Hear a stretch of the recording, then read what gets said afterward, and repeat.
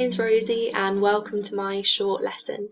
So today we're going to be looking at a comprehension of a short extract from Oliver Twist by Charles Dickens. So have you heard of either Oliver Twist or Charles Dickens before? So Oliver Twist is a very, very famous story. It's been turned into a film and a musical, and there have been loads and loads of different adaptations of the story. And Charles Dickens is a very, very famous author. He wrote lots and lots of books and novels. Another famous one that you might know is A Christmas Carol. With Scrooge and the Three Ghosts set at Christmas. So lots of people today know who he is, and he wrote his books in the 1800s. So today we're going to look at the famous section of the story of Oliver Twist, where Oliver goes against all of the rules of being in the workhouse. So the workhouse, if you don't know, is somewhere in Victorian times where very, very poor people would go to the workhouse. And in this story, Oliver Twist is an orphan. So he's got no parents. So he's very, very poor, and that's why he's in the workhouse. So Oliver goes against all of the rules and he dares to ask for more food. So we're going to find out what happens. So normally what I would do with a student is I would encourage them to read the text out to me themselves. Because I find that if there are any words that they're a bit unsure of, they can be sometimes a little bit shy when they're reading it through themselves to bring up those words and ask what they mean. But when I'm reading through the text themselves, the words are just more obvious, so we can go through the meaning together.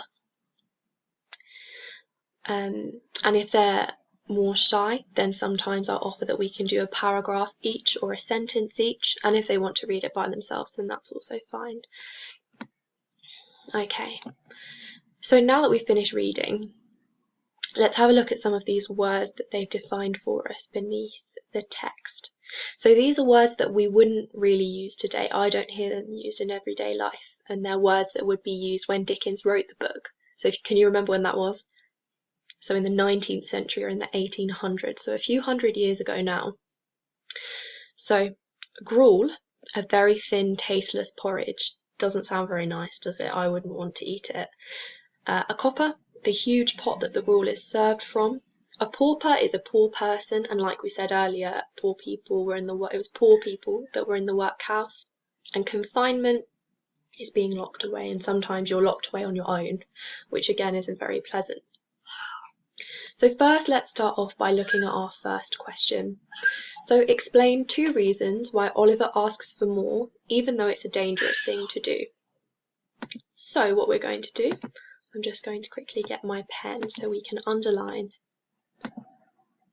So first, what we're going to figure out is what are the key things that our question is asking us. And this is important to do because if you find your key points that the question wants from you, then you can scan for those words and phrases in the text. And then that means that we don't have to read the whole thing to find our answer. We can just look for our keywords and phrases. So that saves us time. So the question wants 2 reasons. That's very important. Why Oliver asks for more. So let's scroll back up again and see if we can find our key words and phrases. So what we want to find in our text, where does Oliver ask for more? So can you see where he asks for more? Can you highlight it for me? So it's here. Please, sir, I want some more. So it's before this part of the text, in this first paragraph, where Dickens explains to us why. So do you think you can find the sentence that tells us why, or gives us a bit of a clue about why he asks? So here we can see it says, he was desperate with hunger and reckless with misery. So if he's desperate with hunger, in your own words, how would you describe that? So someone's desperate with hunger. Yeah, I would say it's kind of, someone's so hungry that they'll do anything for food, especially because he's asking for more food. He's just so hungry that he'll do anything. And reckless with misery is a bit of a harder one to understand. So if you heard the word reckless, do you know what the word reckless means? So if someone's reckless, let me just write it here for us. If someone's reckless, they're not thinking about the consequences of their actions. So they're not thinking about what's going to happen after they've done something. So not thinking about the consequence. So then if someone's reckless with misery, what do you think that means? Someone's just so unhappy. He's so unhappy and so miserable that he's not even thinking about what's going to happen after he asks for more food. He's not even thinking about the consequences of his actions. And what else in the text? So our question asks us for 2 reasons, and we found those 2 reasons. But if they were asking for a third one, what could we find in the text that kind of suggests that there's another reason why he's asking? What are the boys doing? Do they have any part in it? So it's saying the boys whispered to each other and winked at Oliver while his next neighbours nudged him. You can see here again in the first paragraph. So Dickens is kind of showing us that the other boys are egging Oliver on, so they're kind of trying to persuade him. And why do you think that might be? I think they want some food too. I think they're all hungry, aren't they? So maybe they're trying to persuade Oliver, and then if he gets some, they can all get some too. So let's move on so we can answer our first question. So what we're going to do is we're going to make sure that we always answer our comprehension questions with full sentences. And the test here, if you're testing if your answer is a full sentence or not, so you should be able to figure out which question you've answered by looking at the answer itself and not the question. So how are we going to start this sentence even? So Oliver, always got to remember to start with a capital letter. So Oliver asks for more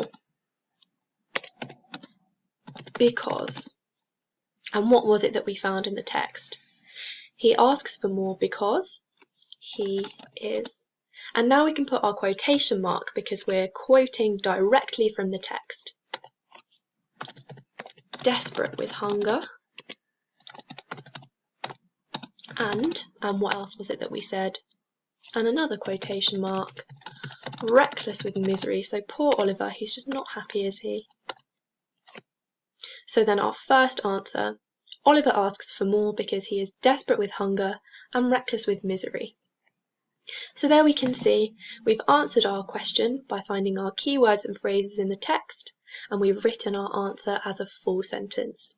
So I hope you've enjoyed my short lesson.